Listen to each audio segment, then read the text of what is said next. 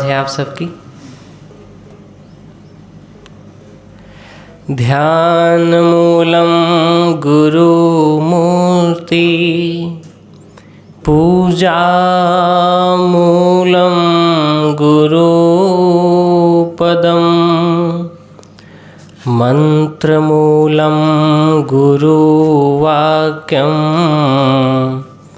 मोक्ष मूलम गुरु कृपा। गुरुदेवो गुरुधर्मो गुरुनिष्ठा परं तपः, गुरु परतरं नास्ति, नास्ति तत्त्वं गुरु परम। परम पूज्य श्री गुरुदेव जी, वंदनीय संत समाज, सत्संग चर्चा में उपस्थित ममतामयी माताएं एवं परम स्नेही भाई बंधुओं, आवाज़ बढ़ाओ। आपके गांव में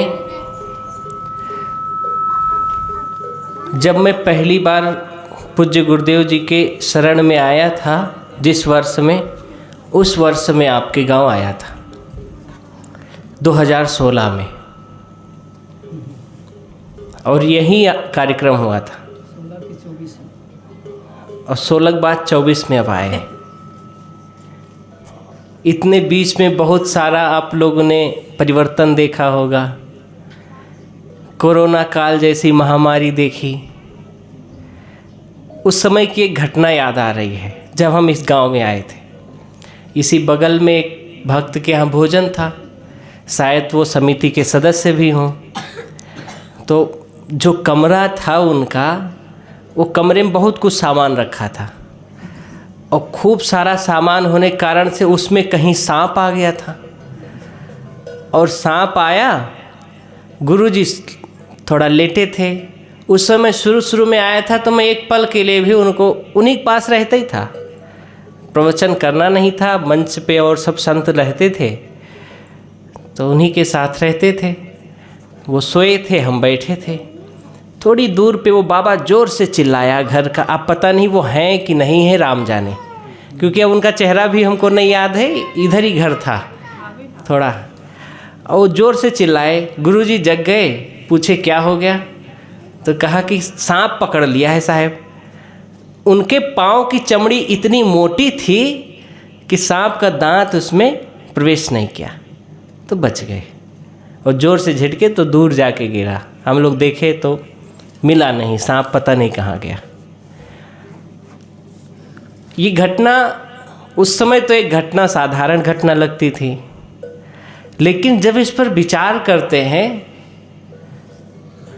तो ये, अगर चमड़ी मोटी नहीं होती उनकी, तो बताओ सांप काट लेता, उनको कुछ भी हो सकता था।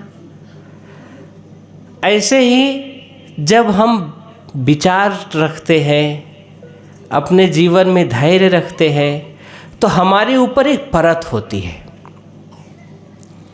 जो ज्ञानी होते हैं उनके ऊपर एक परत होती है।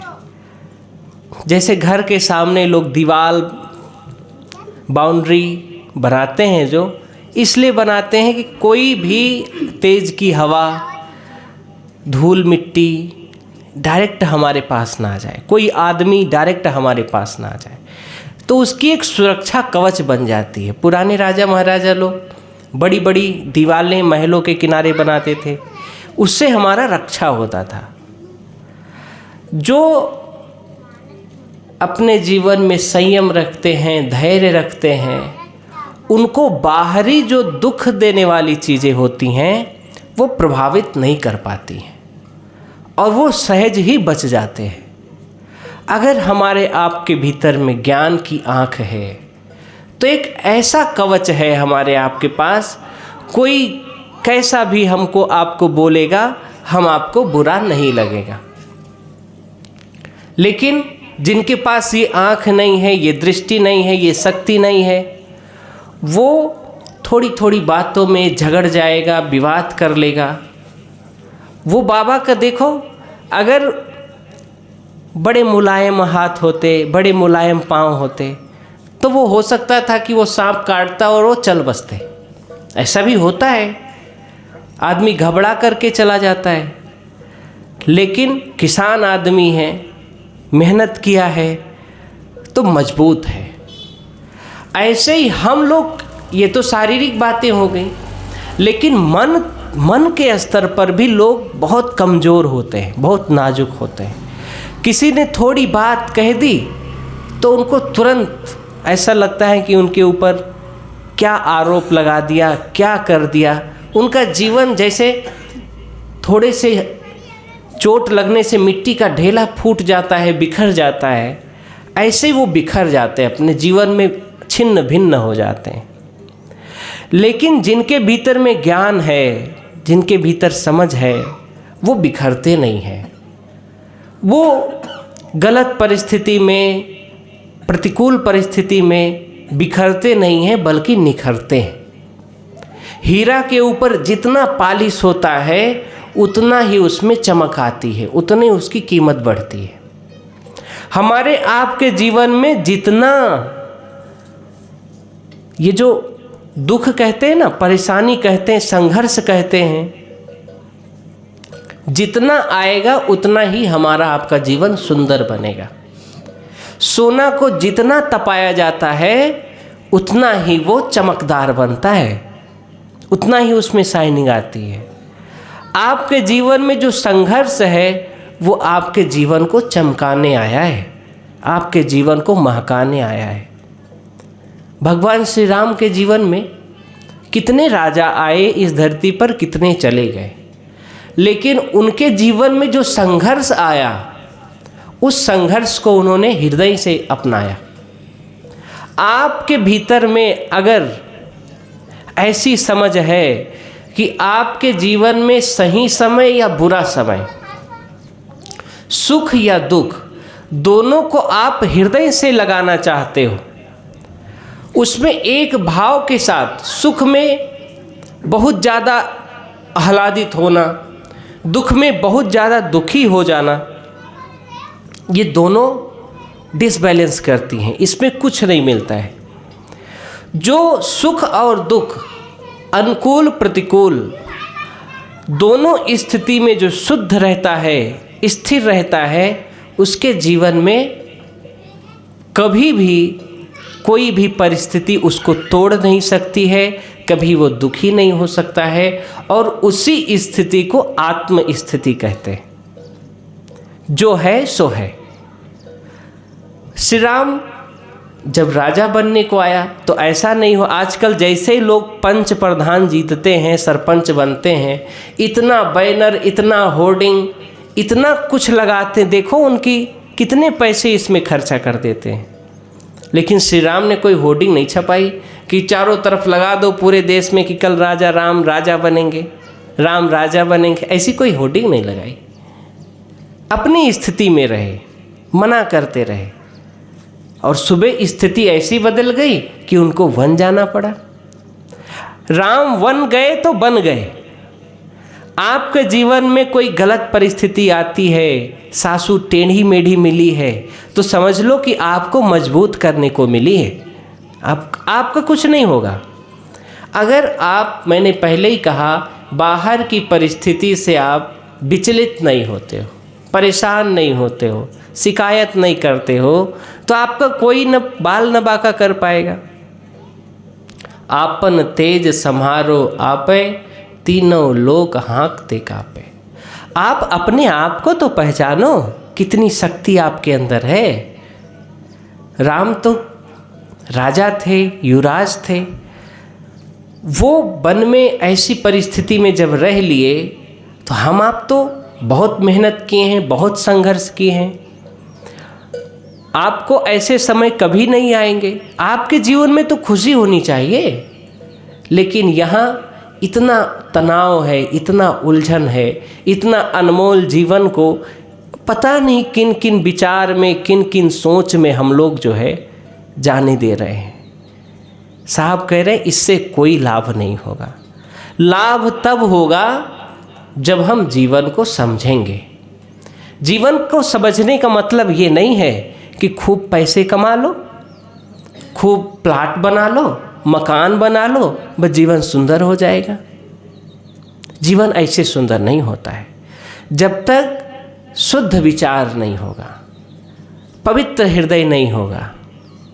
आपको अच्छा क्या है, बुरा क्या है, अपना कौन है, हमको करना क्या है, ये सब बातों का जब तक ज्ञान नहीं होगा, चाहे जितना धन संपत्ति हो जाए, आपको सुख नहीं मिलेगा। आज सुबह ही एक फ़ोन आया हरियाणा से, बता रहे थे इतना संपत्ति है, इतना धन है, फिर भी कर्ज में डूबे जा रहे हैं। उनके पास 70-80 एकड़ खेत है। आपके यहाँ एक फसल होता है और उनके यहाँ 2 फसल होती है, एक धान का होता है, एक गेहूं का होता है, क्योंकि वहाँ का मौसम ठंडा मौसम है तो इसलिए गेहूं भी होता है और खूब अच्छी फसल होती है, लेकिन फिर भी कर्ज में जा रहे हैं। बहुत सारी चर्चाएं हुई। हमने कहा कि धन किसके यहाँ रुकता है? धन उसके लिए यहाँ रुकता है जो ये सोचता है कि ये जो हमारे घर में धन है ये हमारा नहीं है, इसमें बहुतों का हिस्सा है। समाज में जो पिछड़े हैं, जो गरीब हैं, जो अनपढ़ हैं, अशिक्षित हैं, उनका भी इसमें अंश है। अब यहाँ पर कोई समझदार है या गांव है, गांव में हमने सरपंच बनाया। अब सरपंच सोचे कि सारा मकान, सारा कंक्रीट, सारा सुंदरीकरण केवल हम अपने घर को बनाएंगे, तो बताओ उसका दाढ़ी नहीं उखाड़ेंगे गांव वाले, उसको घसीटेंगे नहीं पकड़ के नाली में। परमात्मा ने आपको संपत्ति दी है तो इसलिए दिया है, पशु पक्षी, दीन दुखी, गरीब, सबका कल्याण हो इसमें। तुमको समझदार समझा, इसलिए तुमको वो योग्य बनाया, इतनी संपत्ति दी। अब तुम उस संपत्ति लेकर के अपना मकान बना रहे हो, अपने ऐशो आराम की चीज़ें इकट्ठा कर रहे हो, दूसरों के ऊपर दिखावा कर रहे हो कि हमारे पास ये है, ये है, रोज़ नया नया चैन बना रहे हो, नए नए कपड़े पहन रहे हो, खूब भौकाल बना रहे हो, तो एक न एक दिन दरिद्रता तो आ ही जाएगी। लोग समझते हैं कि ये धन हमारा है। संत कहते हैं तन पवित्र सेवा किए। तन हमारा कब पवित्र होता है? जब हम सेवा करते हैं। सेवा करने का मतलब क्या है? कोई परेशान है, कोई दुखी है, भले ही आपका शारीरिक संबंध ना हो, आपका कोई नहीं लगता हो, सास का करना, पति का करना, ससुर का करना, तो इसलिए किया जाता है कि उसका धन मिलेगा। नहीं करोगे तो दूसरे के नाम वसीयत कर देगा, तुमको कुछ मिलेगा नहीं। आजकल तो नियम आ गया है सरकार का कि अगर बेटा, माताएं जान लो, तुम लोग पढ़े तो हो नहीं, ऐसा सरकार ने नियम बनाया है, कानून बनाया है कि अगर बेटा सेवा ना करे तो धन पर उसका अधिकार नहीं है। ठीक है, इतना तो जानकारी रखा करो। कभी भले किसी को मत दो तो धमकी तो दे दो, ये दूसरों को दे दूंगी अगर ठीक से नहीं रहेगा तो, है ना। कहते हैं सठे साठे समाचरे, दुष्ट के साथ थोड़ी दुष्टई भी किया जाता है, तब वो लाइन में आता है। मेरे कहने का मतलब है, ये जो धन, घर में धन बढ़ रहा है, ये बहुतों को योग से बढ़ता है। आसपास जो लोग हैं, आपके हित मित्र हैं, ऐसा भी नहीं कि इनको बेवजह आप बांटते रहो, लेकिन कोई दुखी है, परेशान है, बीमार है, उसको देख करके अगर दिल में दया नहीं आ रही है तो समझ लो अब धन तुम्हारे पास है लेकिन अब जाने वाला है। जो दूसरे के दुख को देख करके द्रवित ना हो, वो हृदय नहीं है, वो मनुष्य नहीं है। कहीं न कहीं उसके अंदर जड़ता है, पशुत्व है। पशु भी दूसरों का दुख देख के द्रवित हो जाते हैं। कई बार हमने देखा है, जो डिस्कवरी वाले चलाते हैं, एक जानवर को बाघ ने पकड़ा है तो उसके झुंड के दूसरे आते हैं, उसका मदद करते हैं, उसको छुड़ाते हैं, जितना हो सकता है बचाते हैं। हम आप तो मनुष्य हैं। मनुष्य शरीर से नहीं होता है, मनुष्य के अंदर जो गुण है, जब उसका विकास होता है तब वो मनुष्य बनता है। तब उसके अंदर ऐसी शक्ति आती है, वो दिव्यता आती है कि उसके आसपास चाहे जितने लोग, वृक्ष कबौ न फल भके नदी न संचय नीर, जैसे वृक्ष कभी भी अपना फल स्वयं नहीं खाता है, नदी अपना पानी स्वयं नहीं पीती है, ऐसे सज्जन पुरुष परमारथ के कारणे साधन धरा शरीर। वो संत हृदय हैं जो दूसरों के लिए भी सोचते हैं, दूसरों के लिए भी सोचते हैं कि जैसे हमारा बच्चा संस्कारी है वैसा उनका बच्चा भी संस्कारी हो। दूसरे के बच्चों को बिगाड़ते नहीं हैं। और दुष्ट लोग खुद बीड़ी पीते हैं और दूसरे पड़ोसी के बच्चे को भी बीड़ी की आदत लगा देंगे, तंबाकू की आदत लगा देंगे। ये सब राक्षसी प्रवृत्ति है, ये राक्षसों का काम है, ये मनुष्यों का काम नहीं है। और आप ये जान लो, जो व्यक्ति ऐसा काम करता है दूसरों के बच्चों के लिए, उसके बच्चे कभी भी उसके लिए अच्छे साबित नहीं होंगे। उसको जरूर बुढ़ापे तक 2-4 डंडा लगाएंगे, पक्का लगाएंगे, क्योंकि वही तुमको मिल रहा है जो कि पहले से किया है। उसी का फल सामने है, शुभ अशुभ जैसा किया है। संत कहते हैं कि तुमको वही मिलेगा जो कि तुमने किया है, वही तुमको मिल रहा है जो कि पहले से किया है। उसी का फल सामने है, शुभ अशुभ जैसा किया है। कर्म अनुचित बीज के यदि बो चुके हो अब न बोना, उठो मानो आंख खोलो सो चुके हो अब न सोना। संत कहते हैं कि अगर आपने कुछ ऐसा गलत किया है, पहले तो ये निश्चित कर लो जो करोगे वो भरोगे। कर्म गट तारे ना ही टरे। कर्म का लिखा कभी भी मिटता नहीं है। कर्म का मतलब ये है कि जो आपने किया है, कर्म करने में आप स्वतंत्र हैं। आप जैसे फसल लगाने में आप चाहें तो धान लगाएं, चाहे गेहूं लगाएं, चाहे अरहर लगाएं, चाहे तिल लगाएं, चाहे मसूर लगाएं, लेकिन इसमें थोड़ी स्वतंत्र है कि आपको धान लगाए हैं तो 20 कुंटल एकड़ होगा ही होगा। इसमें तो नहीं है ना। रोग लग सकता है, कुछ भी हो सकता है, बारिश ज़्यादा हो सकती है या ना हो सकती है, सूख भी सकता है। कर्म करने में व्यक्ति स्वतंत्र है, लेकिन फल पाने में परतंत्र है। आज आप कर्म करके अगर आप अच्छा चाहते हो तो आप अच्छे कर्म करो।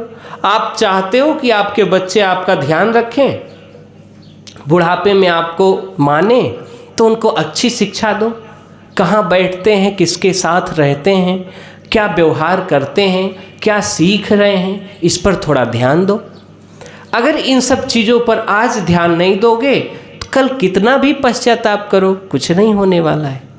क्योंकि उनके अंदर ऐसा भाव बैठ गया है, ऐसा समाज का जो नहीं कहना चाहिए। आज का समाज देख करके दुख होता है।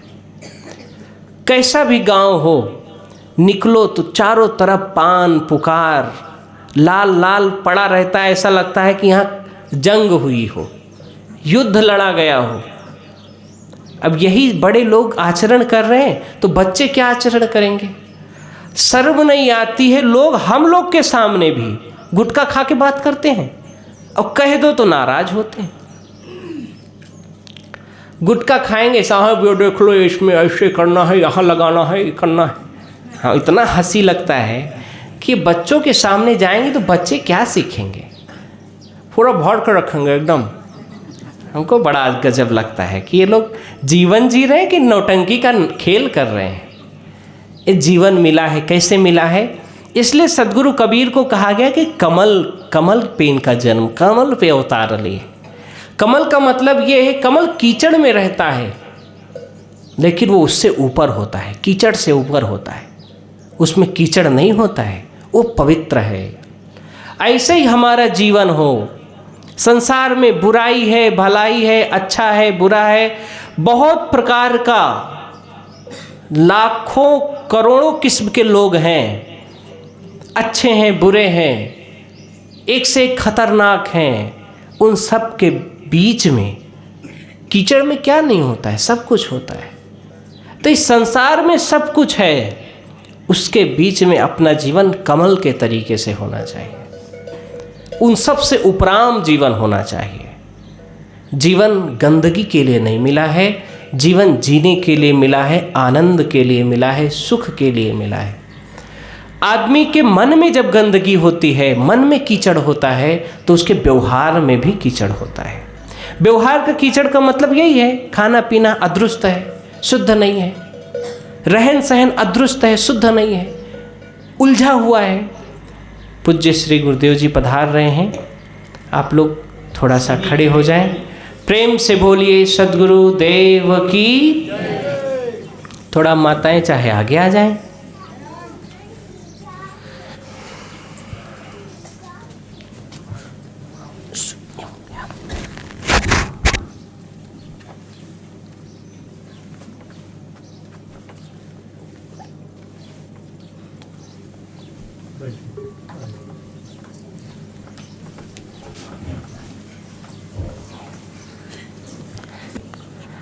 अगर चाहते हैं कि बुढ़ापा सुंदर हो, आनंदित हो, तो अभी से प्रयास करना पड़ेगा।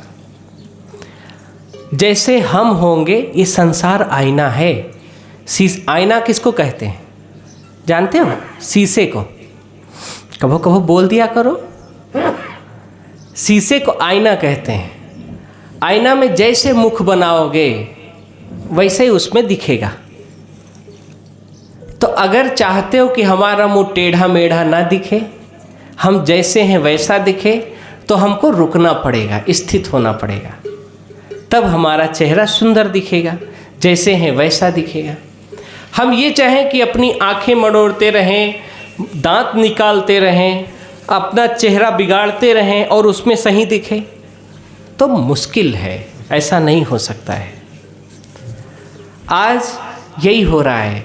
बाप को पता नहीं है कि वो कहाँ जा रहे हैं, किसके साथ रह रहे हैं, किसके क्या खा रहे हैं, कैसा आचरण कर रहे हैं। वो चाहते हैं कि हमारे बच्चे एकदम मस्त होने चाहिए, चकाचक होने चाहिए, अच्छी आदत, अच्छे आचरण, सुबह जल्दी उठें, घर का सारा काम करें, फिर पढ़ने भी जाएं, पढ़ने में भी अच्छे हों। ये सब अपेक्षाएं रखते हैं और बच्चे नहीं कर पाते हैं, फिर उनसे लड़ाई करते हैं, उनको डांटते हैं, उनको बहुत कुछ सुनाते हैं। हम आप, मैंने शुरू में जो चर्चा की थी कि अगर इस संसार के आग से बचना है, उस सांप का उदाहरण दिया, अगर विष से बचना है तो अपने ऊपर ज्ञान का कवच जरूरी है। आपका रास्ता क्लियर होना चाहिए कि आपको जाना कहाँ है, भटकाव नहीं होना चाहिए। अगर भटकाव होगा तो यहीं भरम के रह जाएंगे, कहीं पहुंच नहीं पाएंगे। ये जीवन मिला है, आप गृहस्थी हैं, आप अपने गृहस्थ धर्म का जो भी दायित्व है श्रद्धापूर्वक निर्वाहन करिए और इतना लक्ष्य याद रखिए कि एक दिन इस संसार से हमको जाना है, तो अपनी आदत, अपने संस्कार को सुंदर बनाना है। तभी अच्छी मृत्यु होगी, तभी सद्गति होगी, और यही एक सद्गृहस्थ का कर्तव्य भी होना चाहिए। साहब, इन लोग को हम सुना रहे थे जब पिछली, तो अपने ऊपर भी जो है किसी का आशीर्वाद हो। उनकी चमड़ी मोटी थी तो बच गए, हम छोटे थे, हम तो बहुत जल्दी डर जाते, सांप से तो और ज़्यादा। काफ़ी अच्छा लगा। सोचो वो घटना आज तक आपके गांव को, मैं बहुत छोटा था तब आया था, उस घटना को, आपके गांव को आज तक हमारे मन में है। छत्तीसगढ़ के लोगों का स्वभाव इतना सुंदर होता है कि बहुत स्नेह देते, बहुत प्यार देते, घर में जो होता है सब कुछ उड़ेल देते हैं, कोई कंजूसी नहीं। कहीं भी आओ, कहीं भी जाओ। आज जिस घर में आए वो अपने सारे कमरे खोल दिए कि साहब आपको जहाँ रहना है वहाँ रहो, जहाँ अच्छा लगे वहाँ आसन लगाओ। तो ये दिल, ये जो आपके अंदर सजा हुआ साम्राज्य है भक्ति का, ये ऐसे ही बना रहे। जैसे आप हम लोग का ध्यान रखते हैं, ऐसे ही आपके बच्चे आपका ध्यान रखें। यही हम लोग के हृदय में भाव होता है। पूज्य श्री मंचस्थ हो चुके हैं, हम आप फिर चर्चा करेंगे, और अभी कल का पूरा दिन बाकी है। और ये बहुत बड़ा भाग्य आपके गांव का है कि गुरुजी कल प्रवचन करके, और श्री राम जन्मभूमि का जो उद्घाटन कार्यक्रम है कल शाम को यहीं से सीधे जो है उत्तर प्रदेश के लिए, परसों की उनकी फ़्लाइट है, आपके गांव से जा रहे हैं। तो आपके गांव का बड़ा सुंदर पुण्य है कि आप सबका प्रतिनिधित्व करने के लिए पूज्य श्री वहाँ पधारेंगे। इन्हीं भाव के साथ एक बार जोरदार जयकारा लगाएं। सद्गुरु देव की जय, संत समाज की जय, भक्त समाज की जय, साहेब बंदगी साहेब।